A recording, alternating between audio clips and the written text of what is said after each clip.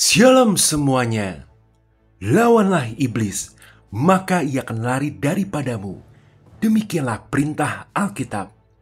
Tapi bagaimana kita bisa melawan sosok setan, sang penipu ulung yang telah menggulingkan kerajaan dan menghancurkan banyak jiwa itu? Jawabnya sederhana. Sebab meskipun iblis terkenal sebagai bapa segala dusta dan sangat licik, ia ternyata hanya menggunakan 3 perangkap saja untuk menjerat setiap jiwa manusia. Kebenaran akan 3 perangkap setan ini tersebar di seluruh Alkitab dan akan ditunjukkan dengan jelas dalam video ini. Kita akan menyikapkan strategi iblis yang ternyata mudah ditebak dan memberi kita kunci untuk mengalahkannya. Kenali jebakannya dan jangan pernah lengah lagi.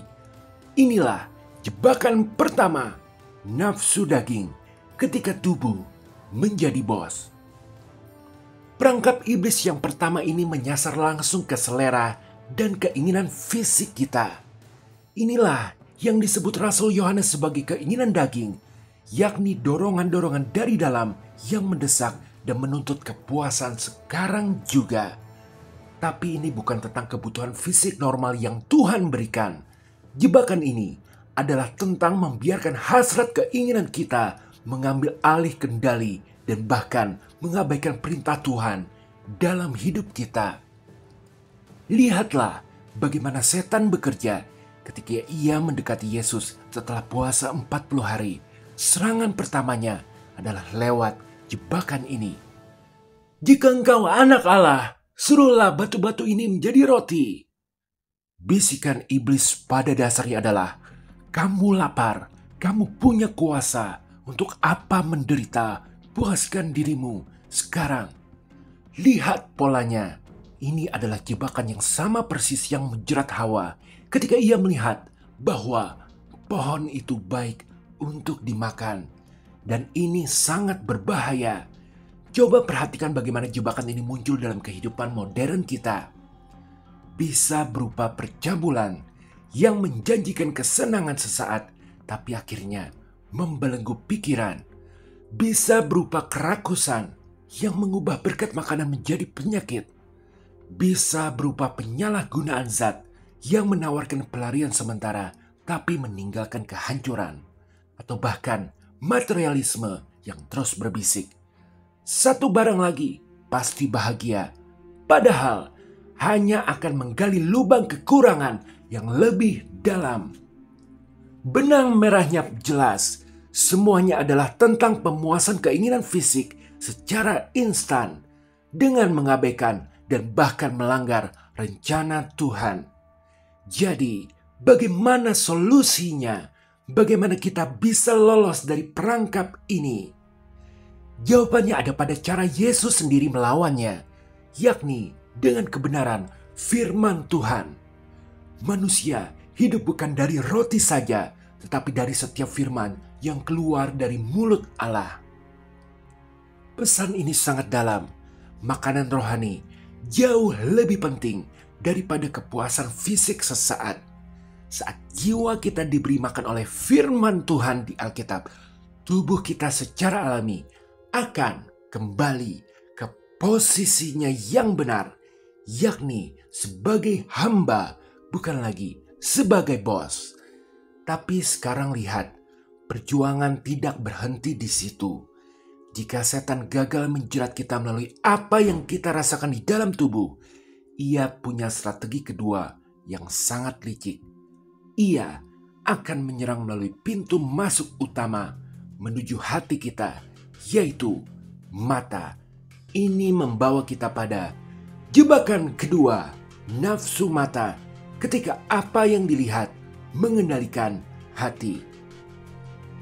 Jebakan ini bekerja melalui penglihatan kita, memicu apa yang Rasul Yohanes sebut sebagai keinginan mata, yaitu dorongan kuat untuk menginginkan dan memiliki apapun yang terlihat menarik, entah itu kekayaan materi, gaya hidup orang lain, atau kesenangan terlarang yang terpampang di depan kita.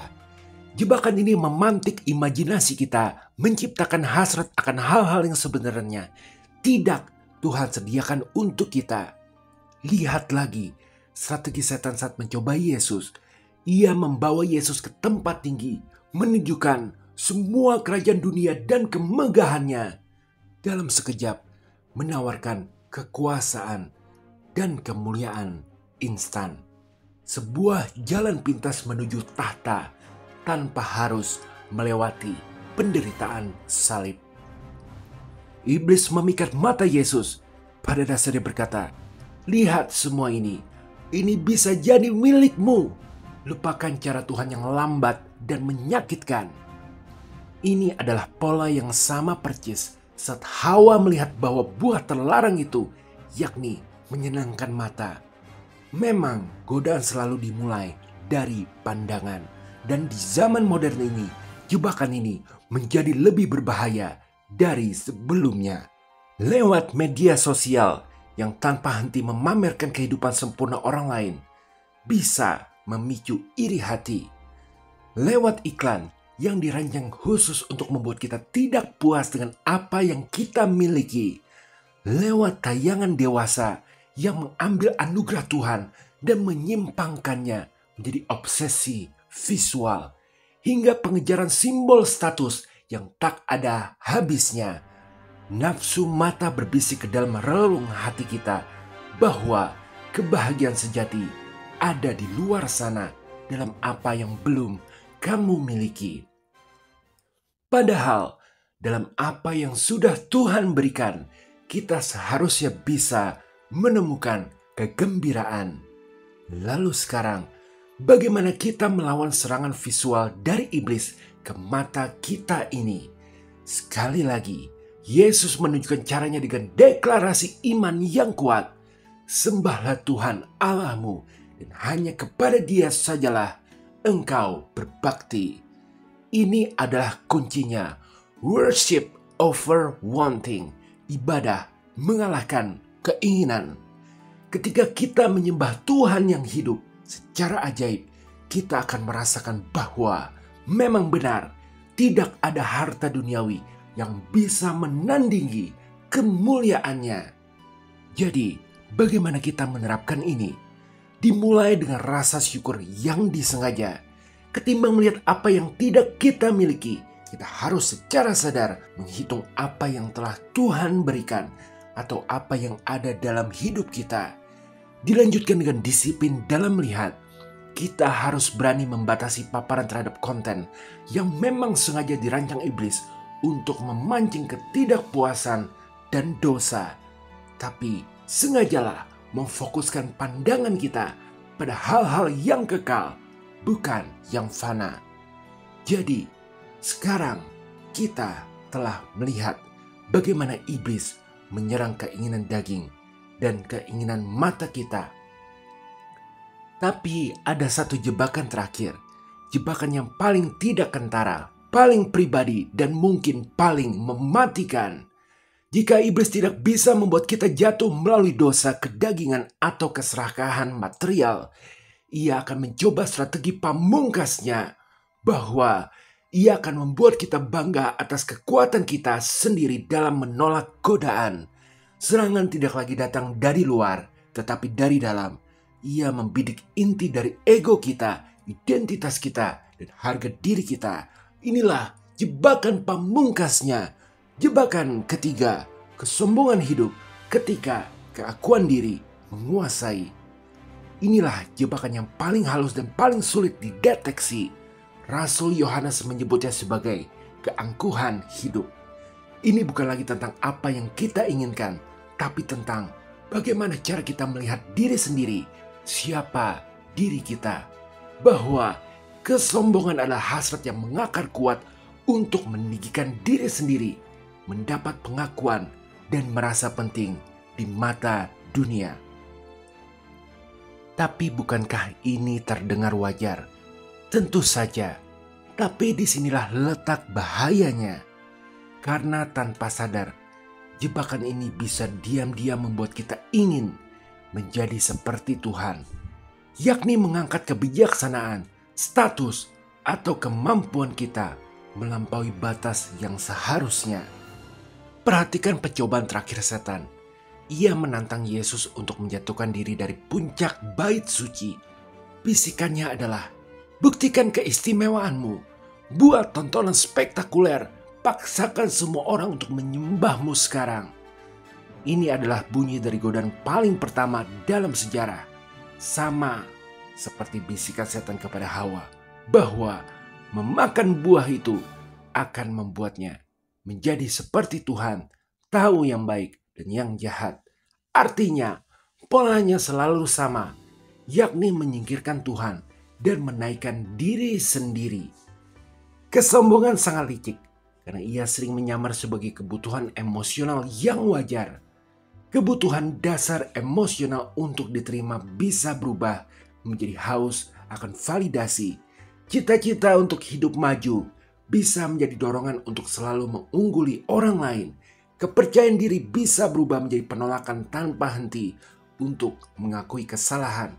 Itulah keangkuhan ketika aku telah menjadi pusat alam semestanya. Ketika kita merasa lebih tahu, lebih baik, dan lebih pantas dari orang lain. Jadi, jawaban Yesus terhadap jebakan ini menyingkapkan segalanya. Janganlah engkau mencobai Tuhan Allahmu. Dengan kata lain, sebenarnya kunci untuk mengatasi jebakan ini adalah dengan berpikir bahwa aku tidak perlu membuktikan apa-apa. Identitasku datang dari Bapa, bukan dari tepuk tangan manusia.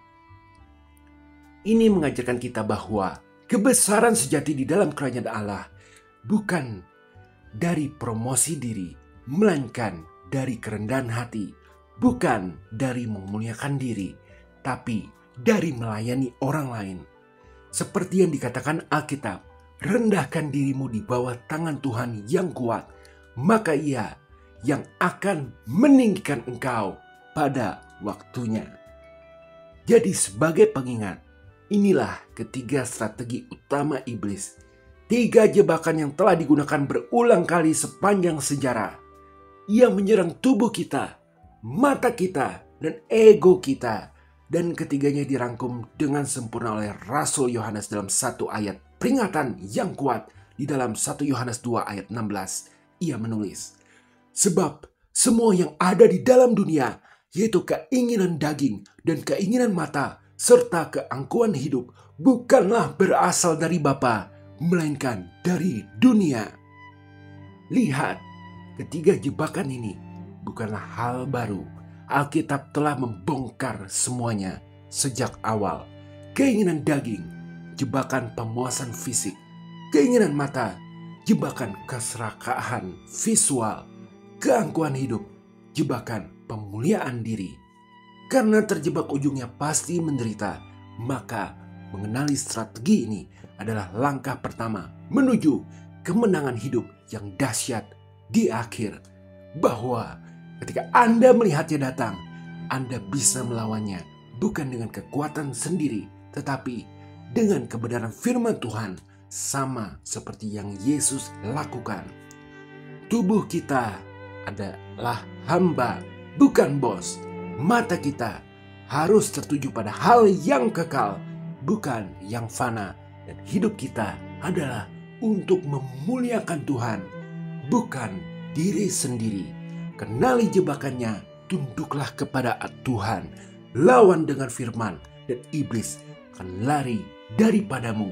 Dan lihatlah, Anda akan menjadi tiang penopang, dasar kebenaran, umur panjang di tangan kanan, kecukupan di tangan kiri, pada akhirnya nanti. Haleluya, amin. Terima kasih sudah menonton. Shalom, shalom. Tuhan Yesus memberkati.